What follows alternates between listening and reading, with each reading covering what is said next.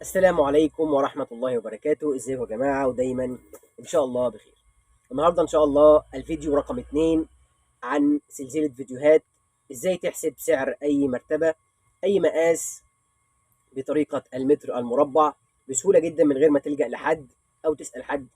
لشركة يانسن وموديلات شركة يانسن، بتاريخ بقائمة الأسعار الجديدة التي صدرت بتاريخ 3/11/2022. النهارده معانا موديل الماني، الموديل رقم 2، في السوست المتصله، ارتفاع المرتبه 25 سم. موديل مشهور قوي عنه هو طبقه القطن، اشهر ما يميزه هو طبقه القطن من الجهتين. ما يميزه عن الموديل اللي فات، او هو يعتبر الموديل الاعلى او التطوير بتاع موديل اكسترا جولد. الموديل الاول معانا اللي شرحته في فيديو قبل كده، هو الارتفاع اعلى سنتي، هو 25 سم، وطبقه القطن المميزه اللي من الجهتين. مرتبه مميزه جدا وممتازه ومناسبه لمراتب السرير الفردي اللي بينام عليها فرد واحد، او مفيش مشكله ان احنا ناخدها كمان للمقاسات الكبيره، لكن يفضل تبقى دي للمقاسات الاصغر. النهارده ما هي طريقه المتر المربع؟ طريقه المتر المربع بسهوله جدا زي ما بنقول في كل الفيديوهات. قبل ما نقول اي سعر هنقول لحضرتك الطريقه، بحيث ما يبقاش فيه اي مجال ان حضرتك تقدر تعمل الطريقه في البيت. هنجيب بسهوله جدا اي سعر لاي مقاس، سواء عادي او مخصوص بطريقه المتر مربع. هو ان انا بجيب حاصل ضرب العرض في الطول في سعر المتر مربع العادي في المقاسات العاديه، والمخصوص في المقاسات الخاصه اللي هنشرحها دلوقتي مع حضراتكم. هيديك بسهوله جدا سعر المرتبه النهائي. طيب، ما هي المقاسات العاديه اللي بتحسب او بنحسبها بطريقه المتر مربع العادي بدون اي زياده؟ المقاسات اللي متعارف عليها الطول طبعا بيبقى عرض في طول. عرض المرتبه العادي ممكن يبقى 90 سم، متر، 120، 140، 150، 160، 170، 180، مترين. ده المقاسات، عرض المقاسات العاديه اللي بنحسبها بسعر المتر المربع العادي. في الاطوال العاديه المتعارف عليها اللي هي 190 طول، او 195، او 100، او مترين، في كل الحالات بتحسب بسعر واحد، مفيش فرق بينهم. عشان كده بنكتبها مترين دايما، عشان لما حضرتك تيجي تحسب يطلع الناتج مظبوط. يعني المرتبه عندي عرضها لو طولها في 190 مش هكتب 190 في الطول، هكتب مترين. ولو طولها 195 برضه هكتب مترين. ولو طولها مترين اكيد هكتب مترين.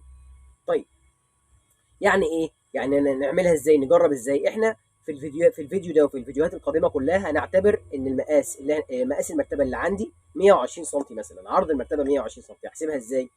ولكن حضرتك ممكن تستبدل ال 120 سم بأي من العروض اللي موجوده قدام حضراتكم للمقاسات العاديه. لكن احنا هنتكلم عن كام؟ 120 سم. هنحسب مع بعض دلوقتي ازاي احسب مرتبه موديل الماني عرض المرتبه عندي 120 سم. هعمل ازاي؟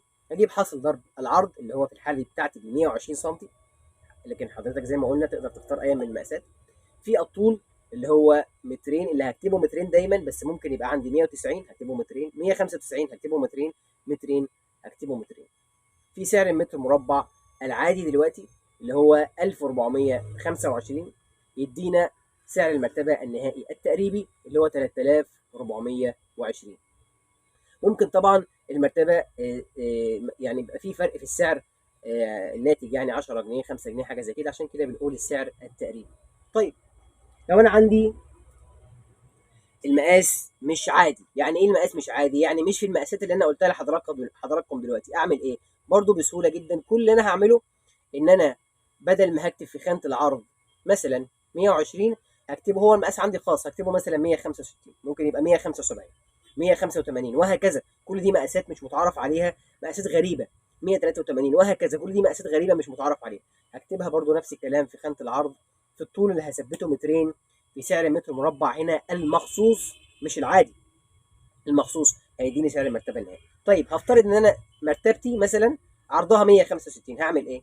هجيب حاصل ضرب 165 اللي هي العرض في الطول اللي هو مترين، في سعر المتر مربع هنا المخصوص مش العادي، ان ده سعر مخصوص اللي هو ب 1550، هيدينا سعر المرتبه النهائي التقريبي برضه بسهوله جدا.